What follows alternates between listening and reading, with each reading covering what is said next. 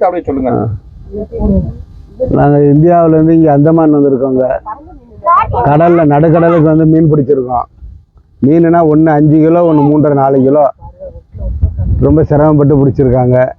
இது வியாதிகளுக்கு ரொம்ப நல்லதுங்க. வச்சு சாப்பிட்றதில்ல, உடனே பிடிச்ச உடனே ரோஸ்ட் பண்ணிடுவோம் வெட்டி. இதில் பல வியாதிகள் சரியாக போகணும்னு இந்த படகுக்காரர் சொல்கிறாரு. என்னென்ன வியாதி உண்டோ அத்தனை வியாதியும் போயிடுமா, இன்னும் வியாதியும் வராதான். அதனால் நீங்கள்லாம் மீன் சாப்பிட்றத விடாதீங்க.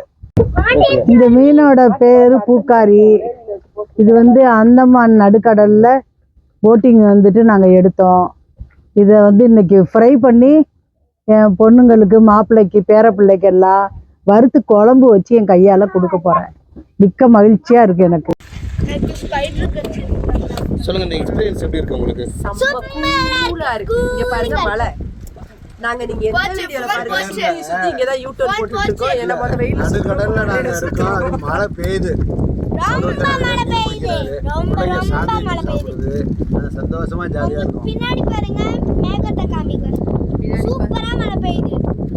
அங்க பாருங்க அங்க 2 மீன் வேற வச்சிருக்கோம். ஆமா, அதுக்கு தண்ணி இல்ல, அந்த மழை பெஞ்சு தண்ணி விட்டுட்டு இருக்கு. நாங்க சாண்ட்விச் சாப்பிடுறோம். Garlic sandwich. இந்த எக்ஸ்பீரியன்ஸ் எப்படி இருக்கு உங்களுக்கு? செம சில்லுன்னு இருக்கு. Unexpected experience. கடல்ல குளிக்கிறீங்களா? இந்த 2 ஃபிஷ்மே பிடிச்சவங்க இவங்க.